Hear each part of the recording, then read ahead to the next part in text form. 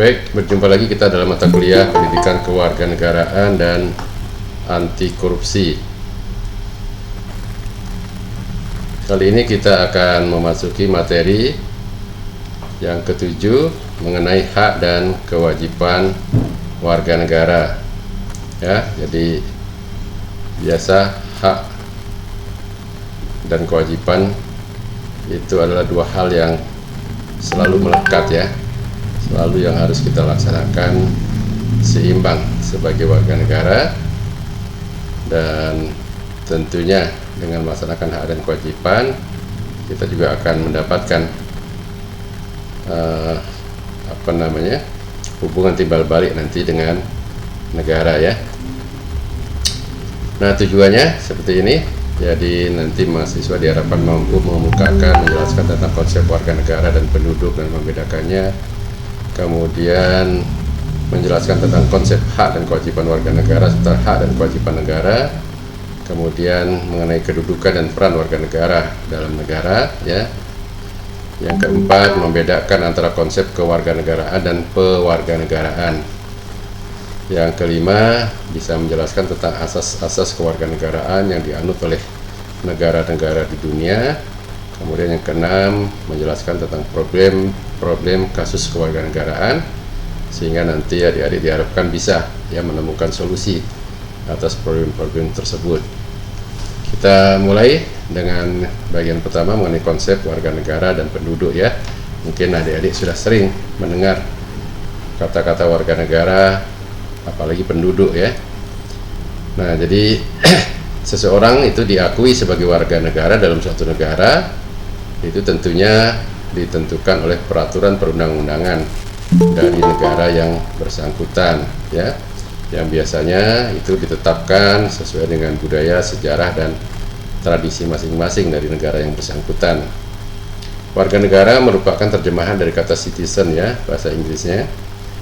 Kata warga sendiri artinya warga itu adalah peserta, anggota ya dari suatu organisasi atau perkumpulan ya, sehingga kita sering mendengar ya dalam sehari-hari warga desa siapa saja ya, warga kelurahan atau warga RT, warga RW ya.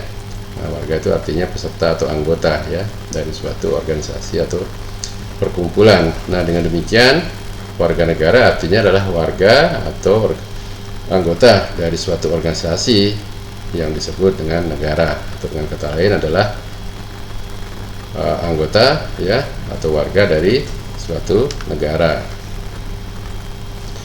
Nah, pengertian lain menyatakan bahwa warga negara adalah rakyat ya. Ini ada kata-kata baru, rakyat ya, dan sesuatu yang sudah sering juga kita dengar ya. Jadi warga negara adalah rakyat yang menetap di suatu wilayah dan rakyat tertentu dalam hubungannya dengan negara ya. Nah, itu jadi warga negara itu rakyat yang menetap dalam suatu wilayah ya, suatu wilayah negara, dan mungkin tidak menetap tapi ada hubungan tertentu ya.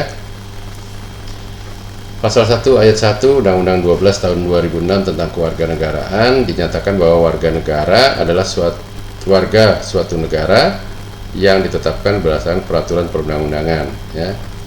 Jadi penetapan seseorang sebagai suatu warga negara itu semuanya diatur dalam undang-undang ya. Siapa yang menjadi warga negara, siapa yang bukan menjadi warga negara.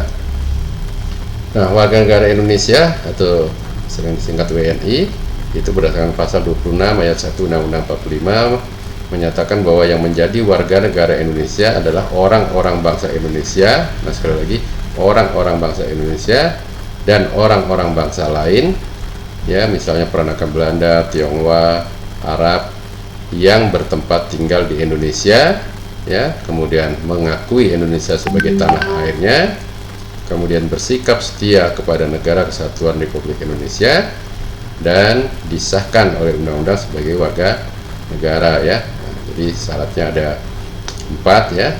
Nah, boleh orang-orang Indonesia asli maupun keturunan ya dari bangsa lain tapi yang sudah bertempat tinggal di Indonesia ya, syarat pertama. Kemudian mengakui Indonesia sebagai tanah airnya, kemudian bersikap setia kepada NKRI, dan yang keempat itu disahkan sebagai warga negara oleh undang-undang yang berlaku di Indonesia. Selanjutnya dalam pasal 26 ayat 3-nya menyebutkan syarat-syarat untuk menjadi warga negara Indonesia ditetapkan dengan undang-undang ya. Nah, ini menurut ketentuan di Indonesia ya. Jadi di negara-negara lain pun pasti akan menetapkan peraturan yang sama bahwa seseorang sebagai warga negara dari suatu negara tersebut pasti harus memenuhi syarat-syarat yang telah ditetapkan dalam undang-undang dari negara yang bersangkutan ya. Nah, kemudian timbul pertanyaan tentunya, apakah konsep warga negara itu sama dengan penduduk? Ya. Nah, jadi kita sudah menyebut warga negara, ada penduduk, ada rakyat ya. Nah, coba kita tengok dalam ketentuan pasal 26 ayat 2 Undang-Undang Dasar 45 menyatakan bahwa penduduk adalah warga negara Indonesia dan orang asing yang bertempat tinggal di Indonesia. Ya. Jadi warga negara adalah penduduk adalah warga negara Indonesia dan orang asing yang bertempat tinggal di Indonesia ya. Nah, jadi ada pembedaan antara warga negara dan penduduk ya. Kalau tadi warga negara itu boleh orang-orang asli maupun keturunan yang bertempat tinggal tapi yang memenuhi 4 syarat tadi, nah itu disebut dengan warga negara. Sedangkan penduduk ya, orang-orang yang tadi memenuhi 4 syarat tadi sebagai warga negara, juga orang asing yang bertempat tinggal di Indonesia, nah itu disebut sebagai penduduk Indonesia.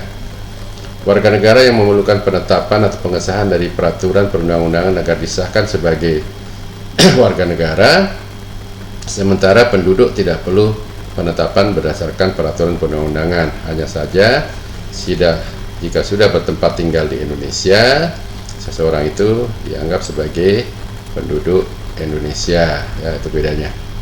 Jadi kalau warga negara harus ada persyaratan tadi ya. Yang keempat adalah menurut undang-undang itu disahkan, diakui sebagai warga negara. Tapi kalau penduduk ya, itu tidak, asal bertempat tinggal di Indonesia itu sudah dianggap penduduk Indonesia. Kesimpulannya, warga negara sudah pasti penduduk. Sebaliknya penduduk itu belum tentu warga negara ya. Nah nih, jadi orang-orang yang asing yang bertempat tinggal di Indonesia ya, nah dia bukanlah warga negara ya, gitu. Jadi walaupun dia dianggap penduduk Indonesia karena bertempat tinggal di Indonesia, tapi bukanlah warga negara Indonesia.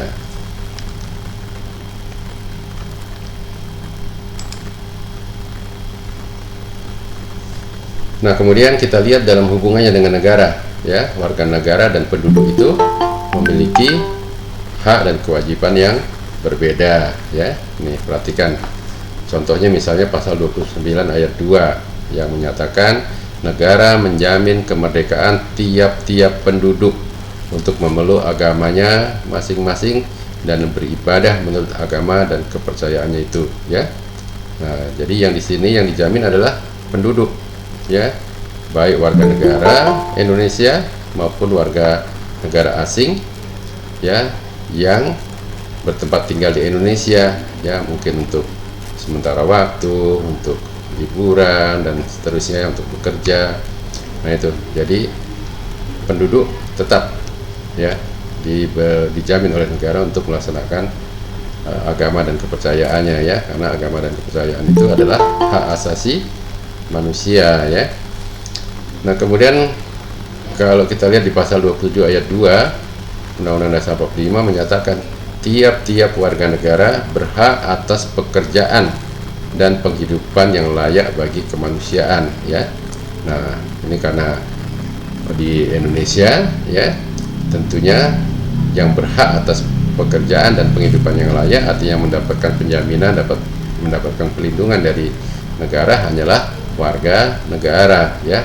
Sedangkan yang bukan warga negara tidak, artinya tidak, bukan penduduk ya, yang diberikan pelindungan atas pekerjaan dan penghidupan yang layak itu hanya warga negara Indonesia ya. Nah, kemudian contoh lain kita lihat di pasal 31 Undang-Undang Dasar 45 menyatakan tiap-tiap warga negara berhak mendapat pengajaran ya. Jadi yang berhak ya, yang diberikan hak oleh negara ya, dengan segala fasilitas yang diberikan negara itu hanyalah pada warga negara ya, seperti yang sedang kita laksanakan sekarang ini ya. Jadi adik-adik yang warga negara Indonesia, itu memang menjadi kewajiban negara ya untuk memberikan pengajaran, sehingga adik-adik warga negara Indonesia sebagai warga negara Indonesia berhak untuk mendapatkan pengajaran. Nah, bukankah ada mahasiswa asing di Indonesia? Betul, tapi haknya itu tentunya bukan diberikan oleh negara Indonesia, tapi hak untuk mendapatkan pengajaran itu tentunya dari negaranya sana, walaupun pembelajarannya dilakukan di negara lain ya, dalam hal ini di Indonesia, seperti adik-adik dari Timor Leste. Nah, itu tentunya haknya timbul untuk belajar itu karena diberikan haknya oleh negara di Timor Leste, hanya belajarnya di Indonesia ya.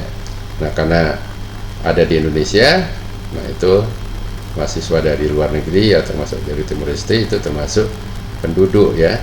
Tapi sekali lagi yang diberikan hak ya untuk mendapatkan pengajaran ya, artinya kalau ada dana-dana bantuan, beasiswa dan sebagainya, itu hanya warga negara Indonesia. Nah, kemudian tentunya kita bertanya, apa sih yang menjadi bukti bahwa seseorang itu menjadi suatu warga negara ya? Nah, adik-adik pasti sudah bisa menjawab ya. Nah, warga negara, nah itu pasti memiliki kartu tanda penduduk atau KTP ya, kemudian ada kartu keluarga dan ada akte kelahiran. Nah, itu yang menunjukkan seseorang itu sebagai warga negara. Karena apa? Karena produk-produk tadi, kartu tanda penduduk, kartu keluarga, dan akte kelahiran, itu adalah memang perintah dari undang-undang ya, untuk semua warga negara yang ada di Indonesia sebagai warga negara Indonesia ya, yang memenuhi persyaratan-persyaratan yang 4 tadi. Nah, itu diberikan tanda sebagai warga negara Indonesia, yaitu diterbitkannya kartu keluarga, KTP, atau akte kelahiran ya, pada saat seseorang itu lahir. Nah, pasal 4 butir 2 keputusan Presiden atau Kepres RI nomor 56 tahun 96 tentang bukti kewarganegaraan itu berbunyi, bagi warga negara Republik Indonesia yang telah memiliki kartu tanda penduduk atau KTP atau kartu keluarga atau akte kelahiran, pemenuhan kebutuhan persyaratan untuk kepentingan tertentu cukup menggunakan kartu tanda penduduk atau kartu keluarga atau akte kelahiran tersebut. Artinya apa? Untuk menjadi warga negara Indonesia harus memiliki dokumen-dokumen yang seperti tercantum ya dalam pasal 4 butir 2 Kepres 56 tahun 96 tersebut. Nah, itu. Jadi dengan KTP saja ya. Nah, adik-adik bisa buka rekening bank ya. Bisa membeli tanah ya. Bisa mendaftar di perguruan tinggi dan sebagainya ya. Nah, itu salah satu fungsi manfaat tanda bukti kewarganegaraan berupa KTP ataupun KK atau akte kelahiran ya. Nah, itu biasanya dokumen-dokumen yang memang diperlukan kalau kita ingin melakukan suatu hubungan hukum baik dengan pemerintah maupun swasta maupun dengan orang lain ya. Nah, bahkan misalnya mau nginep di hotel juga kan biasanya diminta KTP ya, itu sudah cukup memenuhi ketentuan dari regulasi atau dari undang-undang. Nah, kemudian tentunya timbul pertanyaan, bagaimana dengan rakyat yang belum memiliki dokumen kewarganegaraan? Nah, tentunya karena belum mempunyai dokumen kewarganegaraan, ya belum tercatat sebagai warga negara ya, sehingga status mereka hanya sebagai penduduk, belumlah jadi warga negara ya. Oleh karenanya juga belum mempunyai hak-hak sebagai seorang warga negara, sehingga haknya adalah sebatas sebagai penduduk ya. Apa yang dimaksud dengan istilah rakyat? bukan penduduk dan bukan warga negara atau orang asing ya. Nah, ini istilah-istilah ini juga banyak sering kita temui. Ada rakyat, ada yang bilang kamu bukan penduduk ya, kemudian bukan warga negara, atau sering juga kita dengar kata-kata kamu adalah orang asing gitu ya. Nah, rakyat itu lebih merupakan konsep politis. Rakyat menunjuk pada orang-orang yang berada di bawah suatu pemerintahan serta tunduk pada pemerintahan itu. Istilah rakyat biasanya dilawankan dengan penguasa ya. Jadi konsep rakyat itu ya sebenarnya penduduk ya, atau warga negara ya. Nah, karena konsepnya politis, nah itu biasanya memang dia dilawankan dengan penguasa ya, sehingga kalau kita lihat dalam momen-momen misalnya pemilihan atau momen-momen tahun politik, nah itu kata-kata rakyat sering keluar ya. Saya berjuang demi rakyat saya siap mengorbankan jiwa dan raga ya, gitu. Nah, istilah-istilah rakyat itu memang sifatnya lebih kepada konsep yang politis. Kemudian bukan penduduk. Bukan penduduk adalah orang-orang yang bertempat tinggal di suatu wilayah negara dan tidak untuk menetap atau tinggal di suatu wilayah negara hanya untuk sementara waktu.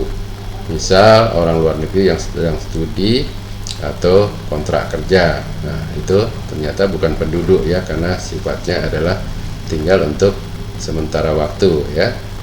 Nah, jadi ternyata pengertian penduduk tadi harus dilihat lagi ya, apakah orang asing yang bertempat tinggal di Indonesia itu hanya sementara ataukah untuk jangka waktu yang panjang ya. Kalau hanya sementara, nah bukan juga disebut sebagai penduduk ya. Nah, kemudian bukan warga negara atau orang asing adalah mereka yang secara hukum tidak diakui atau bukan menjadi warga negara tersebut, misalnya turis mancanegara ya.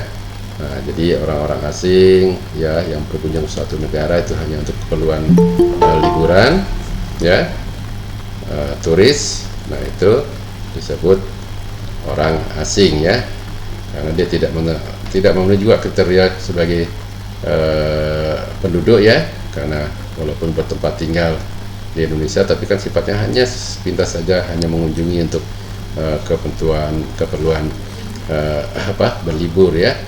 Juga bukan penduduk ya, karena sifatnya juga lebih pendek lagi. Kalau bukan penduduk itu untuk studi ya, misalnya ngambil S1, S2 ya, atau S3. Nah, atau ada kontrak kerja misalnya setahun 2 tahun, nah itu bukan penduduk. Tapi kalau orang asing ya hanya datang ke Indonesia, nah itu hanya untuk misalnya sebentar saja ya, untuk menengok keluarga, untuk menengok teman ya, kemudian untuk menandatangani suatu kontrak, untuk menghadiri suatu pertemuan internasional, meeting, atau hanya untuk liburan atau pelesiran ya. Nah, kemudian dari pengertian tadi ya, kita bisa melihat bagannya ya. Jadi rakyat ternyata memiliki cakupan yang paling luas ya, dan meliputi semua orang yang ada dalam sebuah negara. Penduduk dan bukan penduduk merupakan bagian dari rakyat ya. Jadi rakyat itu dibagi menjadi penduduk dan bukan penduduk. Sementara warga negara dan bukan warga negara itu merupakan bagian dari penduduk dan otomatis merupakan juga bagian dari rakyat ya. Nah, jika digambarkan skemanya seperti di bawah ini ya. Jadi kita lihat di sini rakyat ya, itu cakupannya paling luas, dibagi dua, penduduk dan bukan penduduk ya. Nah, penduduk sendiri sesuai dengan definisi tadi ya, adalah warga negara atau orang asing ya yang bertempat tinggal di Indonesia. Nah, berarti terbagi menjadi warga negara ya dan bukan warga negara ya. Kemudian yang bukan penduduk itu adalah orang-orang asing yang bekerja kontrak atau studi di Indonesia ya. Nah, mungkin teman-teman yang sedang tugas belajar dari luar negeri, nah itu kategorinya bukan penduduk ya. Nah, tapi yang bukan warga negara itu pun ada dua, ada yang disebut dengan orang asing ya, yaitu yang datang ke Indonesia hanya tujuannya sesaat ya, seperti turis atau wisatawan asing yang datang ke Indonesia. Nah, kemudian kita masuk kepada bagian kedua ya, mengenai konsep hak dan kewajiban warga negara dan negara ya. Tadi kita sudah mempelajari siapakah yang disebut dengan warga negara ya. Nah, itu jelas syaratnya ada 4. Salah satunya itu memang diakui atau disahkan oleh undang-undang ya. Nah, itu dibuktikan dengan memiliki KTP ya, atau kartu keluarga atau akte kelahiran. Nah, itu adalah warga negara. Nah, sekarang kita pelajari mengenai konsep hak dan kewajiban warga negara dan negara. Konsep hak dan kewajiban warga negara dan negara terkait dengan hubungan antara warga negara dengan negara itu ya. Jadi konsepnya seperti itu. Jadi kalau bicara hak dan kewajiban warga negara, nah itu pasti juga akan terkait dengan hak dan kewajiban dari negara.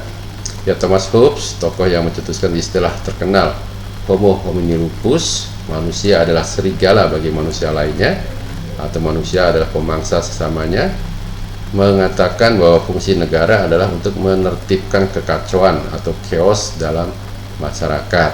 Nah, itu. Jadi fungsi negara, nah itu mengatur segala sesuatunya ya. Nah, sehingga itu dari tertib ya. Nah, sehingga manusia satu dengan manusia yang lain itu jelas kedudukannya, hak dan kewajibannya ya. Baik antar sesama warga negara maupun antara warga negara dengan negaranya ya. Walaupun negara adalah bentukan masyarakat, namun kedudukan negara adalah penyelenggara ketertiban dalam masyarakat agar tidak terjadi konflik, pencurian dan lain-lain. Di sini terlihat bahwa negara memiliki hubungan dengan warga negara, nah, itu ya. Jadi betul semua orang punya hak ya untuk hidup misalnya, tapi juga ada kewajiban tentunya untuk menghormati hak orang lain juga untuk hidup ya. Nah, kemudian juga punya hak untuk mematuhi peraturan perundang-undangan yang ada ya, ditetapkan oleh negara ya, dan negara berkewajiban untuk memenuhi apa yang menjadi haknya warga negaranya ya. Nah, kalau hak itu tidak diimbangi dengan kewajiban ya itu akan saling pasti konflik ya, akan saling mencuri dan sebagainya. Padahal kan betul kita punya hak untuk hidup, tapi juga kita harus menghargai hak untuk hidup orang lain, artinya itu kewajiban kita ya. Nah, oleh karena itu supaya tidak terjadi konflik, nah, negara lah yang mengambil peran ya sebagai penjaga ketertiban, karena negara itu sebenarnya merupakan apa ya, kesepakatan atau perjanjian semua dari warga negaranya ya. Nah, persoalan paling mendasar dalam hubungan antara warga negara ya dengan negara adalah masalah hak dan kewajiban. Negara dan warga negara sama-sama memiliki hak dan kewajiban masing-masing dan saling terkait satu dengan lainnya. Hak warga negara, nah itu akan bertimbal balik ya dengan kewajiban warga negara. Demikian juga kalau kita bicara dengan kewajiban negara, nah itu akan berkorelasi timbal balik dengan hak dari warga negara ya. Nah, jadi satu sisi hak negara akan menimbulkan kewajiban bagi warga negara, kewajiban dari negara akan menimbulkan hak bagi warga negaranya. Hak adalah merupakan sesuatu yang harus atau mutlak dimiliki atau diperoleh oleh setiap individu, sedangkan kewajiban merupakan sesuatu yang harus atau mutlak dilakukan. Hak seseorang dibatasi oleh hak orang lain dan dibatasi pula oleh kewajiban yang harus dilakukan oleh orang yang bersangkutan. Hak warga negara adalah sesuatu yang harus dimiliki oleh seorang warga negara akibat hubungannya dengan negara. Nah, hak tersebut mutlak harus dipenuhi oleh negara. Kewajiban warga negara merupakan satu hal yang harus dilakukan oleh seorang warga negara juga sebagai akibat hubungannya dengan negara. Nah, kewajiban ini juga mutlak dipenuhi oleh warga negara ya untuk negaranya ya. Misalnya contohnya bela negara ya. Nah, kesimpulannya apa? Hak dan kewajiban warga negara memiliki hubungan timbal balik dengan hak dan kewajiban negara. Hak yang dimiliki oleh warga negara berakibat pada kewajiban yang harus dipenuhi oleh negara ya. Begitu timbul hak warga negara, maka negara wajib memenuhi hak dari warga negara tersebut ya. Jadi timbul kewajiban dari negara. Nah, sebaliknya hak negara juga berakibat pada kewajiban mutlak dipenuhi oleh warga negara. Contoh, hak warga negara untuk mendapatkan pendidikan ya, seperti yang adik-adik dapatkan sekarang ya. Nah, tentunya itu membuat negara berkewajiban untuk menyediakan sarana pendidikan ya. Nah, sarana pendidikan itu bisa negeri itu yang disediakan oleh pemerintah, bisa juga oleh swasta ya, seperti yang Bapak selenggarakan saat ini di Atur Bali. Tapi semuanya tentunya dengan mengikuti ketentuan peraturan dari negara ya. Nah, kemudian contohnya ini hak negara untuk dibela oleh setiap warga negara. Nah, maka warga negara itu berkewajiban untuk melakukan bela negara. Hak dan kewajiban warga negara dan negara itu dicantumkan dalam konstitusi dan dijabarkan lebih lanjut dalam peraturan perundang-undangan ya. Nah, karena memang konstitusi itu tujuannya adalah melindungi hak warga negara, juga membatasi kesewenang-wenangan dari penguasa dan sebagai pedoman ya bagi penguasa, artinya pemerintah, dalam penyelenggaraan berbangsa dan bernegara. Hak dan kewajiban negara terhadap warga negara pada dasarnya merupakan kewajiban dan hak warga negara terhadap negara ya, selalu dia timbal balik. Nah, kita ambil contoh lagi. Misalnya hak yang menimbulkan kewajiban ya.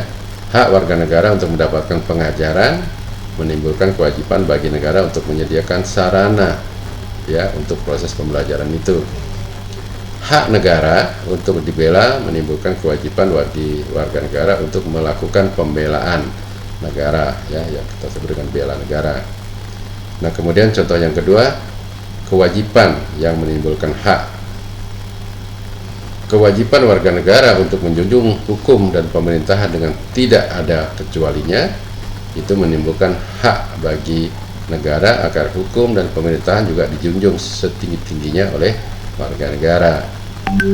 Kemudian yang kedua, kewajiban negara untuk menyediakan fasilitas pelayanan kesehatan dan fasilitas pelayanan umum yang layak itu menimbulkan hak bagi warga negara untuk memperoleh fasilitas pelayanan kesehatan dan fasilitas pelayanan umum yang layak ya. Nah, itu ya memang kewajiban negara ya untuk membangun fasilitas kesehatan, rumah sakit dan sebagainya. Nah, sementara hak warga negara untuk memperoleh fasilitas itu ya. Nah, itu adalah selalu dua hal ya. Hak dan kewajiban itu akan selalu berkolerasi ya antara warga negara dengan negaranya. Nah, kita sudah bisa memahami ya tadi konsep hak dan kewajiban warga negara dan negara. Nah, berikutnya coba kita pahami mengenai kedudukan dan peran warga negara dalam negara ya. Nah, ini jadi apa sih kedudukan, apa sih peran warga negara dalam negara ya. Nah, kedudukan warga negara di dalam suatu negara itu sangat penting statusnya terkait dengan hak dan kewajiban yang dimiliki sebagai warga negara ya. Jadi penting ya kedudukan warga negara ya, karena yang menggerakkan negara itu sebenarnya adalah warga negara ya. Kalau kita kembali ke konsep demokrasi ya, negara itu ya dari rakyat, oleh rakyat ya, untuk rakyat ya. Tapi dalam pelaksanaannya kan tidak mungkin semua rakyat memerintah, sehingga ditunjuk perwakilan-perwakilan ya. Nah, itulah menyebabkan kedudukan warga negara itu menjadi penting. Satu warga negara pun ya, kita lihat dimanapun misalnya ada kasus di luar negeri dan sebagainya, itu kan dibela ya mati-matian oleh negaranya.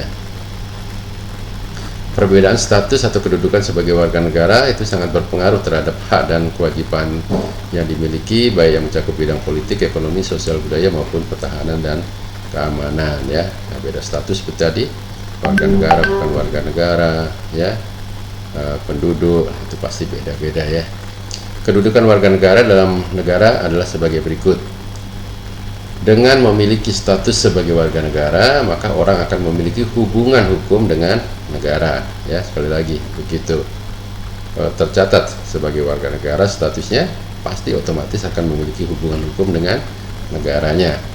Hubungan ini terwujud status sebagai warga negara, peran sebagai warga negara, serta hak dan kewajiban sebagai warga negara ya. Nah, hubungan hukumnya itu yang timbul adalah ya statusnya sebagai warga negara diakui ya, dengan konsekuensinya adalah tentunya memiliki hak dan kewajiban sebagai warga negara, juga harus bisa berperan sebagai warga negara. Nah, sebagai warga negara maka ia memiliki hubungan timbal balik yang sederajat dengan negaranya ya. Jadi warga negara dengan negara itu sebenarnya hubungannya sederajat ya. Yang ketiga, secara teori status warga negara meliputi status pasif, aktif, negatif, dan positif ya. Ini secara teori status warga negara ya, ada warga negara yang pasif, ada yang warga negara yang aktif, ada warga negara negatif, ada warga negara yang positif ya. Nanti akan kita lihat satu persatu. Nah, sedangkan peran atau role warga negara juga sama, meliputi peran yang pasif, yang aktif, yang negatif, dan positif. Peran warga negara ya itu dalam kondisi yang pasif adalah kepatuhan warga negara terhadap peraturan perundang-undangan yang berlaku ya. Jadi patuh terhadap undang-undang itu merupakan suatu kewajiban seperti tadi ya, menjunjung tinggi hukum dan perundang-undangan itu kewajiban, sehingga perannya itu tidak usah minta-mintakan lagi oleh negara, itu sudah harus menjadi peran yang otomatis dilaksanakan, sehingga peran itu disebut dengan peran pasif ya. Sedangkan peran aktif itu merupakan aktivitas warga negara ya untuk terlibat atau berpartisipasi serta ambil bagian dalam kehidupan bernegara, terutama dalam mempengaruhi keputusan politik ya. Aktif misalnya adik-adik dalam memberikan suara di bilik suara pada saat pemilu, memberikan saran dan kritik ya, dan seterusnya. Nah, itu perannya adalah aktif berpartisipasi ya dalam kehidupan bernegara ya, misalnya mengikuti lomba-lomba, mengikuti pengabdian masyarakat, membantu bencana alam dan sebagainya. Nah, kemudian peran positif merupakan aktivitas warga negara untuk meminta pelayanan dari negara untuk memenuhi kebutuhan hidup. Nah, itu peran yang positif ya, misalnya datang ke rumah sakit ya, menggunakan memanfaatkan dana BPJS-nya ya, kemudian misalnya ke kampus untuk meminta beasiswa ya, untuk bisa diterima menjadi mahasiswa. Nah, itu semuanya adalah peran positif. Yang keempat, peran negatif merupakan aktivitas warga negara untuk menolak campur tangan negara dalam persoalan pribadi. Nah, itu jadi kalau misalnya ada intervensi negara mengatur hubungan-hubungan yang sifatnya pribadi, nah itu warga negara berhak menolak ya, gitu. Nah, itu sifatnya pribadi ya. Nah, penolakan itu disebut sebagai suatu peran yang negatif. Nah, kemudian bagian yang keempat, kita akan mengenali perbedaan kewarganegaraan dan pewarganegaraan ya. Jadi kalau kewarganegaraan tadi kita sudah pelajari ya, sebagai warga negara, syarat-syarat sebagai warga negara ya, tanda bukti hak sebagai warga negara, hak dan kewajibannya, peran dan fungsinya ya, sudah kita pelajari. Nah, sekarang kita menelaah mengenai kewarganegaraan dan pewarganegaraan. Kewarganegaraan atau citizenship artinya keanggotaan yang menunjukkan hubungan atau ikatan antara negara dengan warganegaraan ya. Begitu bicara kewarganegaraan ya, itu berarti keanggotaan yang menunjukkan hubungan atau adanya ikatan di antara negara dengan warga negaranya. Kewarganegaraan diartikan sebagai segala jenis hubungan dengan suatu negara yang mengakibatkan adanya suatu kewajiban negara untuk melindungi orang yang bersangkutan, ya. Baru tadi ada kewajiban antara negara dan warga negaranya, ya. Jadi salah satu kewajiban yang timbul dari ada hubungan hukum antara negara dengan warga negara, yang negara wajib melindungi, ya, warga negaranya. Pasal 1 ayat 2 Undang-Undang 12 tahun 2006 tentang kewarganegaraan menyatakan bahwa kewarganegaraan adalah segala ikhwal yang berhubungan dengan negara, ya.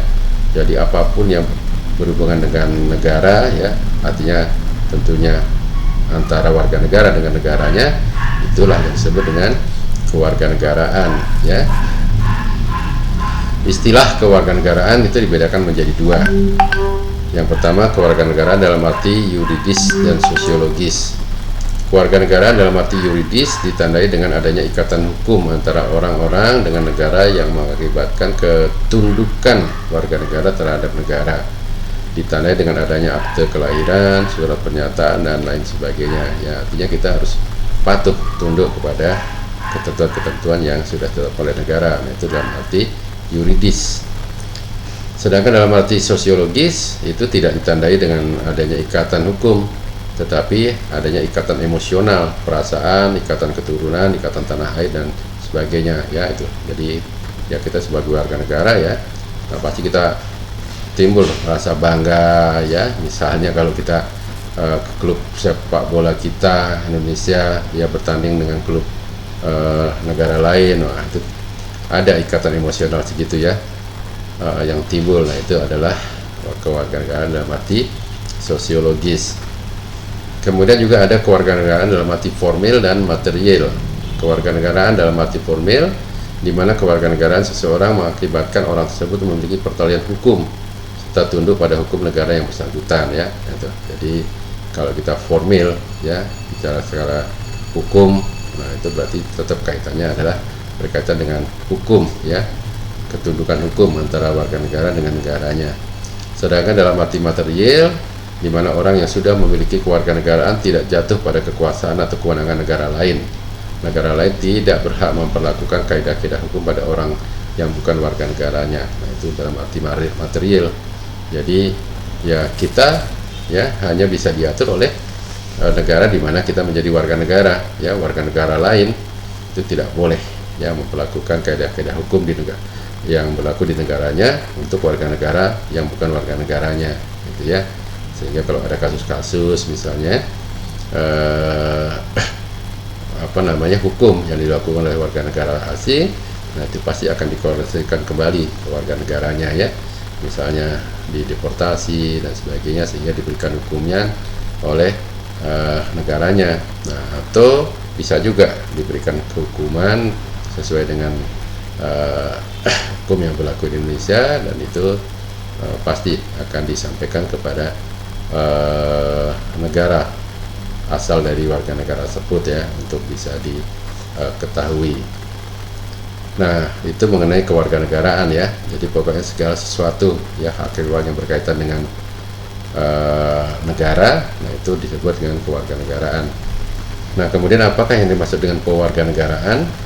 Kewarganegaraan adalah tata cara bagi orang asing untuk memperoleh kewarganegaraan suatu negara, yang itu selanjutnya disebut atau dikenal dengan istilah naturalisasi, ya. Itu kewarganegaraan.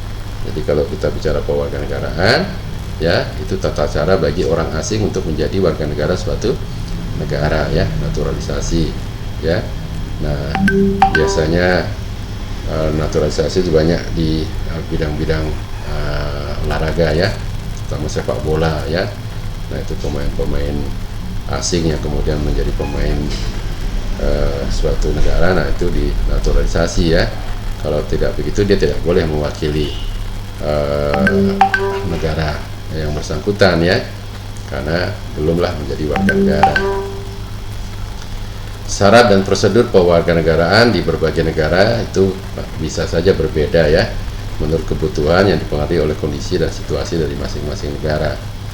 Untuk di Indonesia, sesuai dengan ketentuan pasal 1 ayat 3 Undang-Undang 12 tahun 2006 menyatakan Kewarganegaraan adalah tata cara bagi orang asing untuk memperoleh kewarganegaraan Republik Indonesia melalui permohonan, ya. Nah, jadi sudah tegas. Jadi kalau mau menjadi warga negara Indonesia, ya, warga negara asing itu harus mengajukan permohonan, ya. Nah, kemudian tentunya memenuhi 4 syarat yang tadi, ya.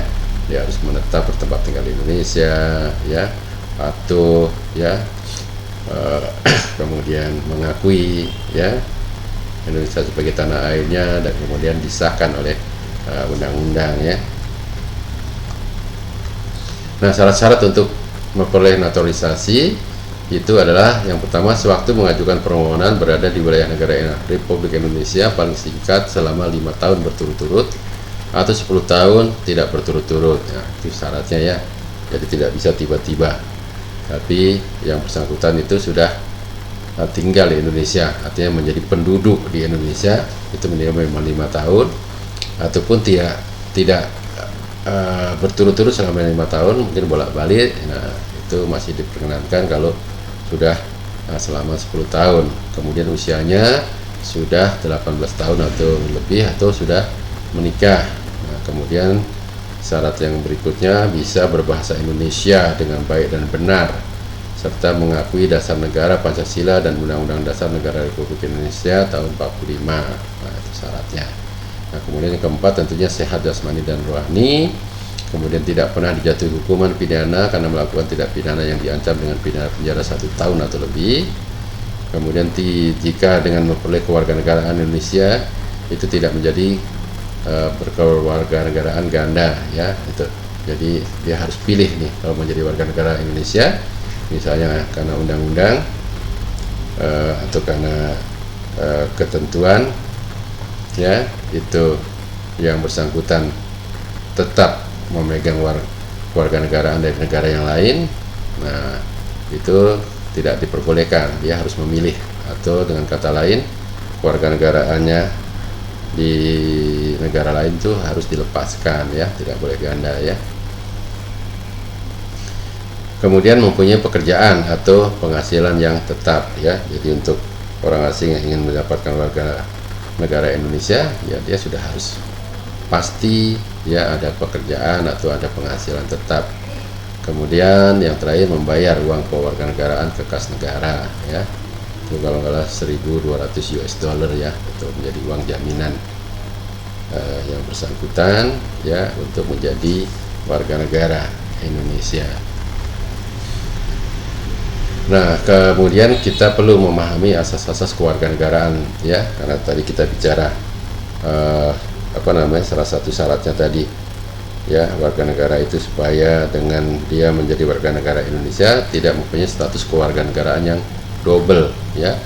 Nah, kenapa seorang itu bisa memiliki kewarganegaraan yang double, ya, atau bahkan juga ada kondisi seorang itu sama sekali tidak memiliki kewarganegaraan, ya. Nah, mari kita lihat apa yang menjadi asas-asas kewarganegaraan.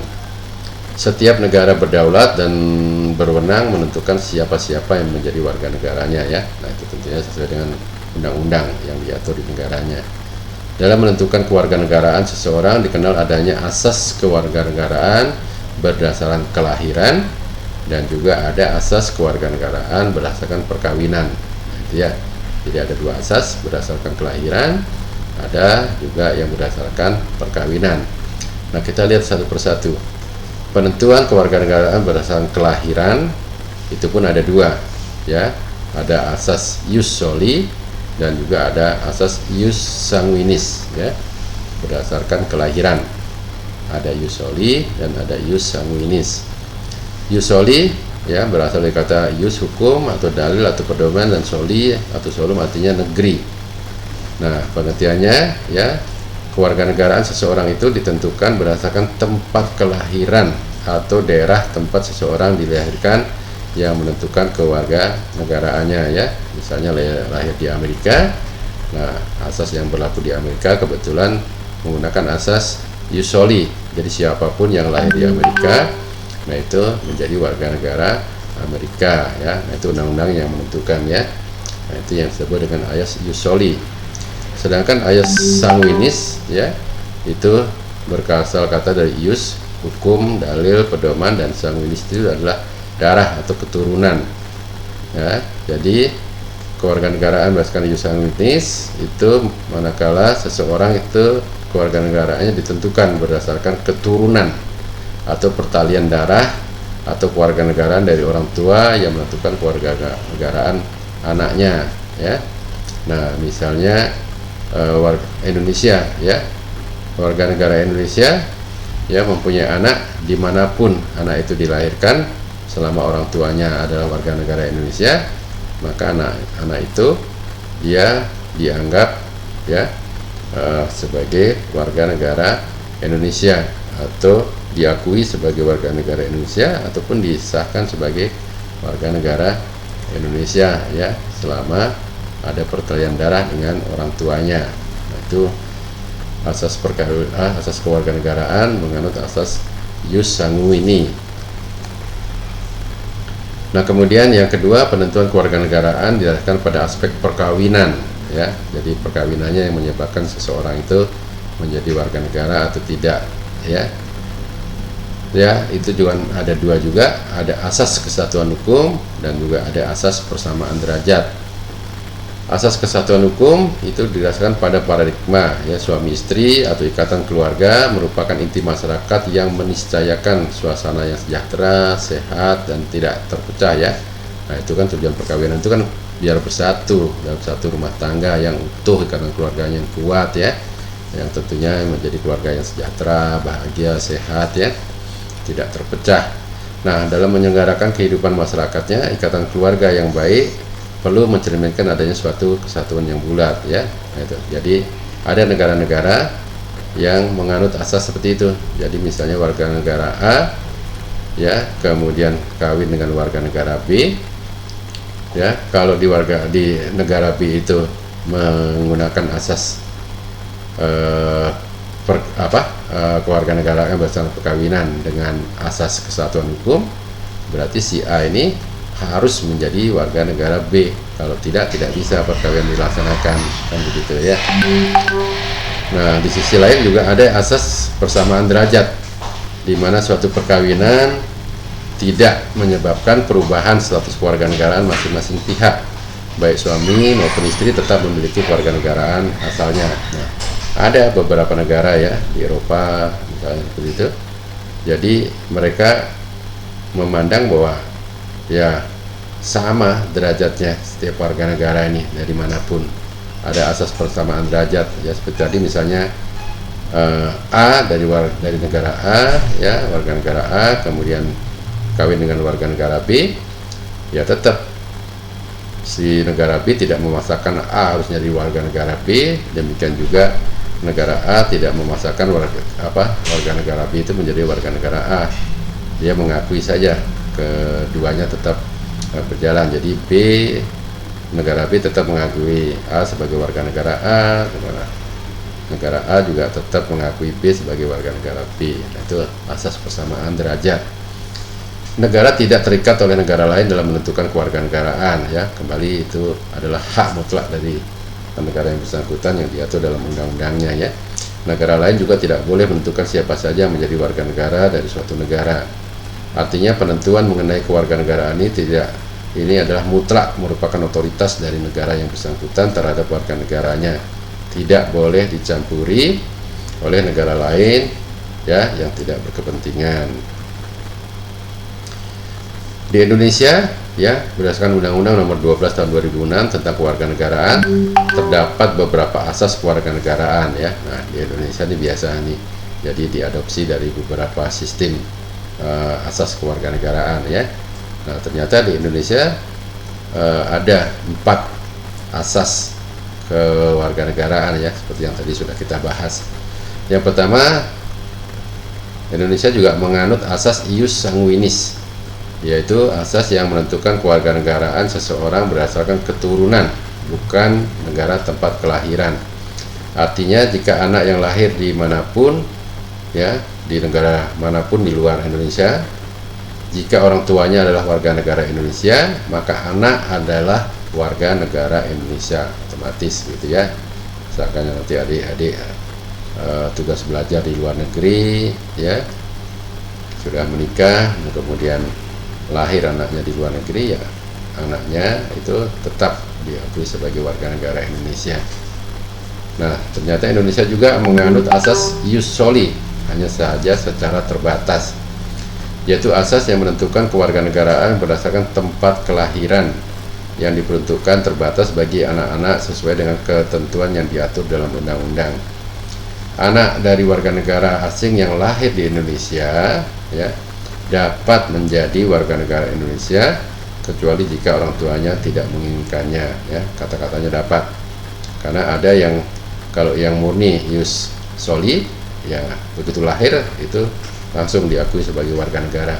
Di Indonesia dilihat dulu, dari lahir di Indonesia ya karena orang asing, ya, nah, itu tidak memenuhi asas ius sanguinis, ya, tapi karena lahir di Indonesia, jika si anak menghendaki jadi warga negara itu dapat, ya, sekali lagi dapat, artinya nanti harus diajukan permohonan kecuali orang tuanya memang tidak menginginkannya. Nah, kemudian juga di Indonesia ternyata menganut asas kewarganegaraan tunggal, yaitu asas yang menentukan satu kewarganegaraan bagi setiap orang Indonesia. Warga negara Indonesia tidak boleh memiliki lebih dari satu kewarganegaraan, ya, tidak boleh tadi ganda. Nah, itu.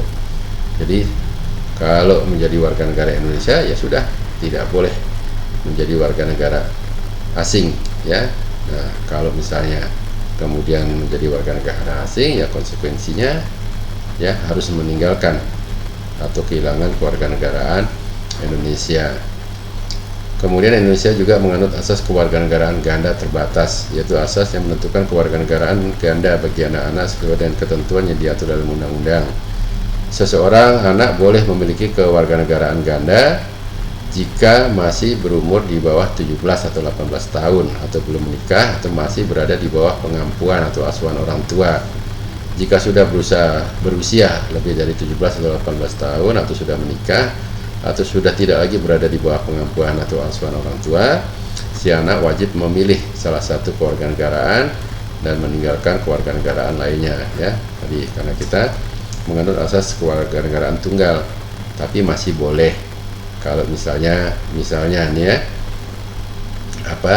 ada anak Indonesia, ya, warga negara Indonesia melahirkan anak di Amerika misalnya yang menganut asas ius soli, ya. Jadi di Amerika diakui warga negara Amerika, tapi karena orang tuanya Indonesia juga mengakui warga negara Indonesia, ya. Jadi kan double. Nah, masih kasih waktu sampai dewasa 17-18 tahun atau menikah, ya. Nah, setelah itu harus memilih dia akan menjadi warga negara Amerika atau menjadi warga negara Indonesia. Nah, selain asas kewarganegaraan di atas masih ada satu lagi cara untuk menentukan kewarganegaraan seseorang, yaitu seperti yang tadi sudah kita bahas mengenai kewarganegaraan atau naturalisasi, ya, di mana kewarganegaraan seseorang dapat diminta atau dimohonkan kepada negara yang diinginkan. Syarat dan ketentuan naturalisasi pada masing-masing negara berbeda sesuai dengan kondisi dan peraturan perundangan yang berlaku di Indonesia. Nah, itu diatur dalam pasal 9 Undang-Undang 12 tahun 2006 tentang kewarganegaraan. Selain seseorang dapat menjadi warga negara suatu negara, ia juga dapat kehilangan kewarganegaraannya jika orang tersebut memenuhi hal-hal yang tertentu, ya, yang dilarang atau diatur dalam peraturan perundang-undangan negara yang bersangkutan. Nah, kita lihat di Indonesia, nah, seseorang pun dapat kehilangan kewarganegaraan jika terdapat hal-hal sebagai berikut. Yang pertama, memperoleh kewarganegaraan asing atas kemauannya sendiri, ya. Tadi jadi karena Indonesia asasnya adalah warga negara tunggal, begitu seseorang warga negara Indonesia dia mendapatkan kewarganegaraan asing, nah berarti itu kehilangan kewarganegaraan Indonesianya. Yang kedua, tidak menolak atau melepaskan kewarganegaraan lain sedangkan orang yang bersangkutan mendapat kesempatan untuk itu, ya. Nah, itu juga tidak boleh double.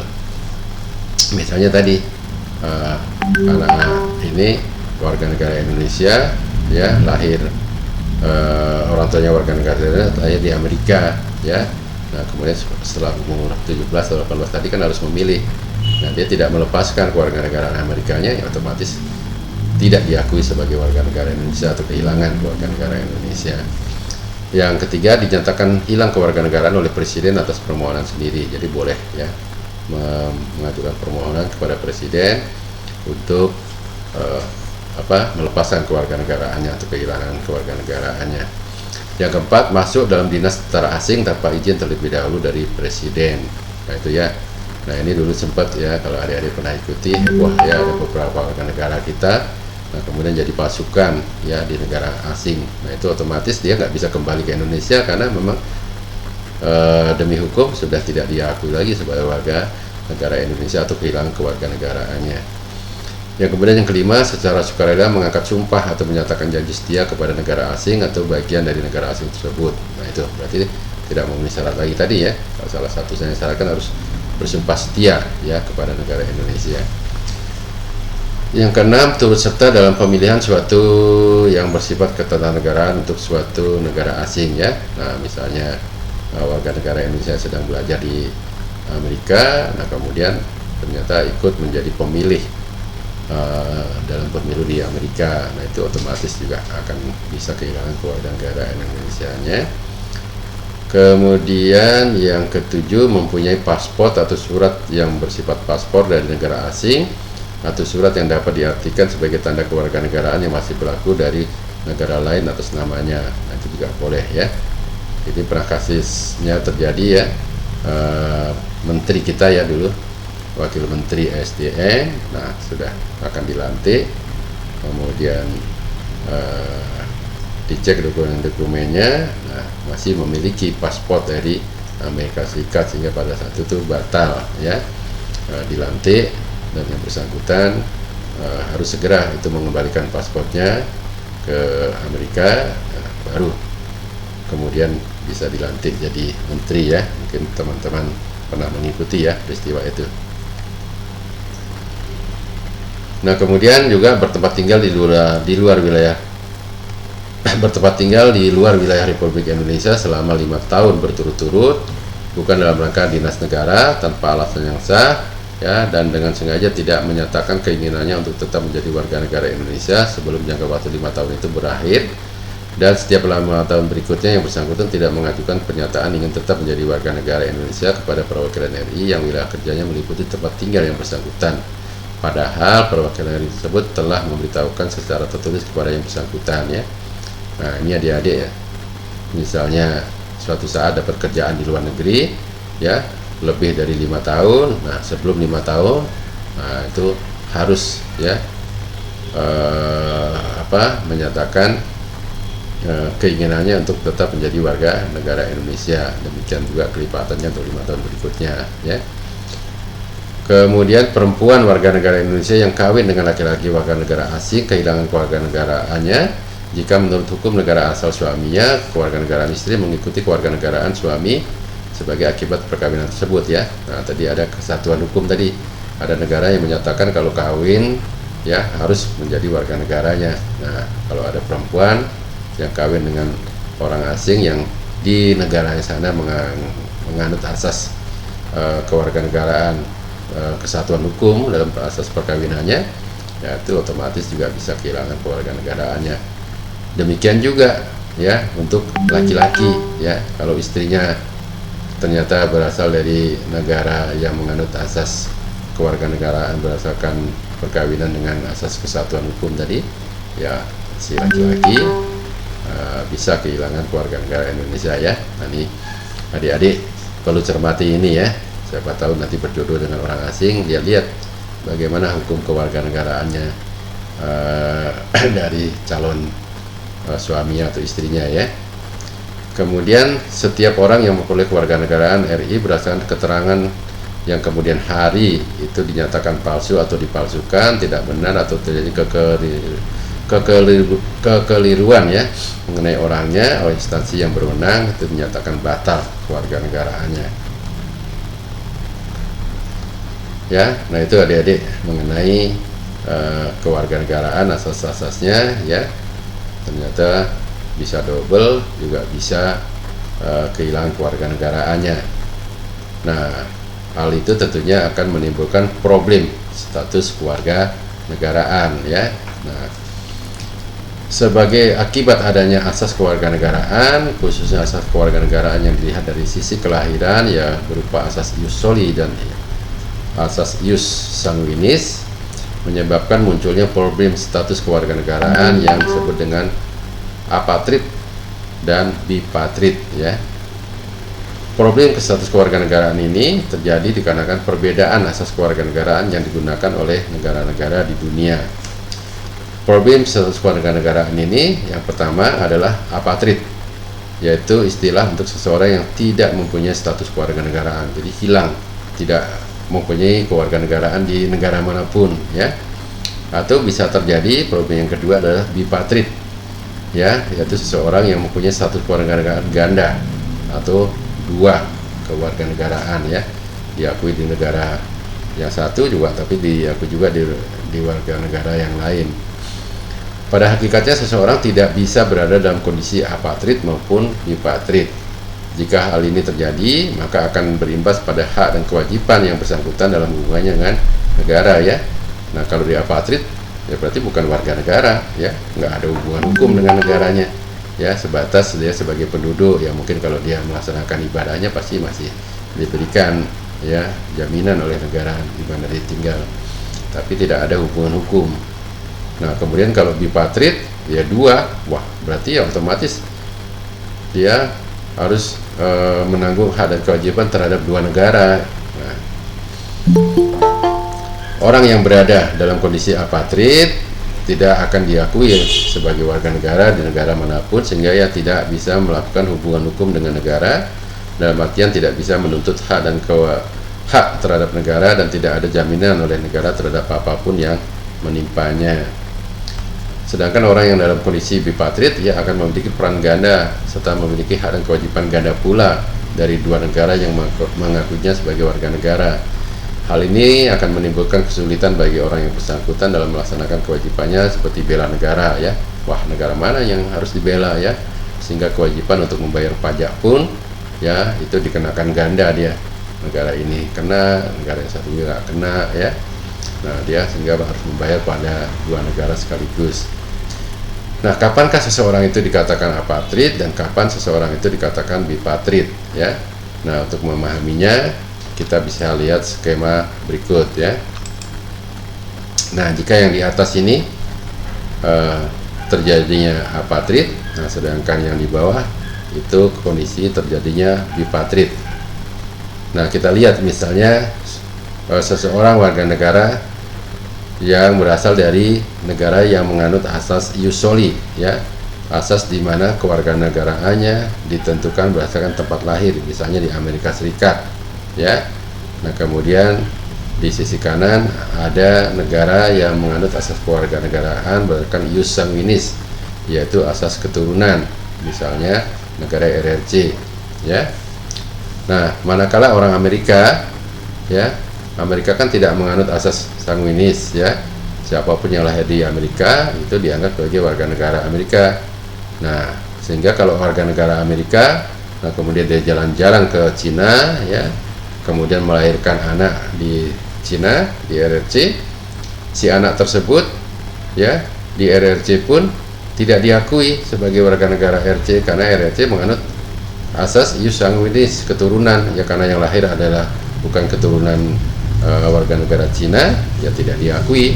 Nah, sehingga di Amerika tidak diakui, di Cina pun tidak diakui. Nah, sehingga timbul kondisi apatrid ya, tidak memiliki kewarganegaraan. Nah, sebaliknya misalnya orang China ya, dia bekerja di Amerika, nah kemudian melahirkan anak di Amerika. Nah, si anak ini ya karena merupakan keturunan dari warga negara Cina, oleh negara Cina diakui juga sebagai warga negara Cina, dan di Amerika Serikat karena menganut asas ius soli ya, tempat lahir, diakui juga sebagai warga negara Amerika, sehingga timbul kondisi bipatrid ya, double kewarganegaraannya. Ya, itu penjelasan skemanya ya. Nah, kemudian bagaimana mengatasi problem kewarganegaraan itu ya, baik apatrid maupun bipatrid. Yang pertama, jika anak berada dalam kondisi apatrid, maka orang tua sang anak harus segera memohon ya, karena tadi kewarganegaraan itu kan bisa didapatkan dengan mengajukan permohonan ya, kemudian mengurus dan meminta kewarganegaraan dari negara yang diinginkannya untuk si sang anak ya. Kalau kasus tadi ya dia akan memohon ke negara Amerika atau akan memohon ke negara Cina.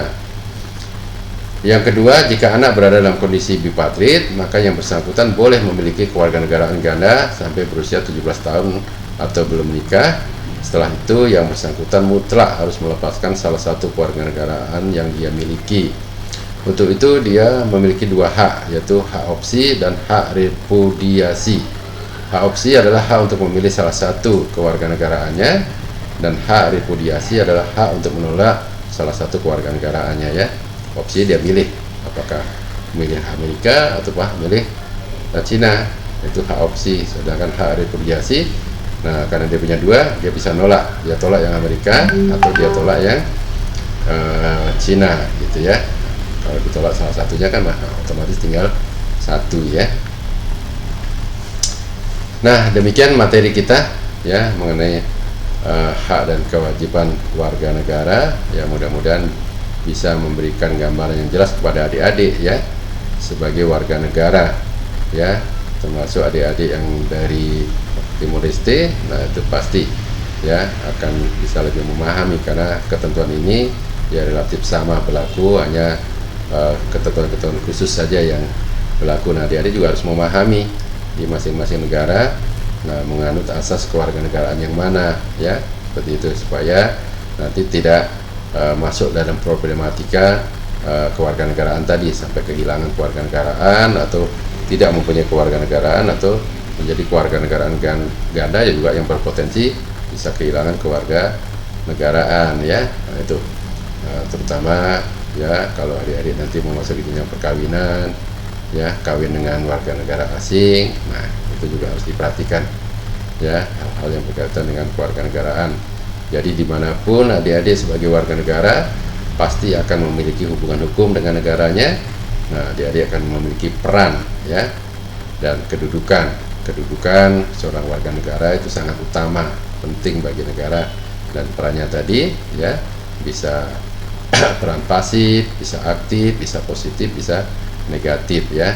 Nah itu kembali kepada bagaimana ya ketentuan peraturan perundang-undangan mengatur hubungan hukum antara negara dengan warga negaranya ya.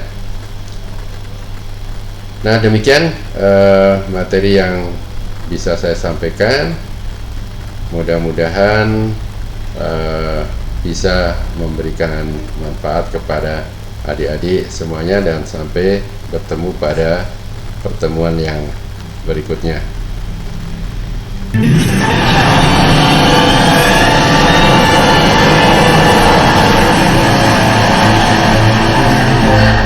Sore Pak.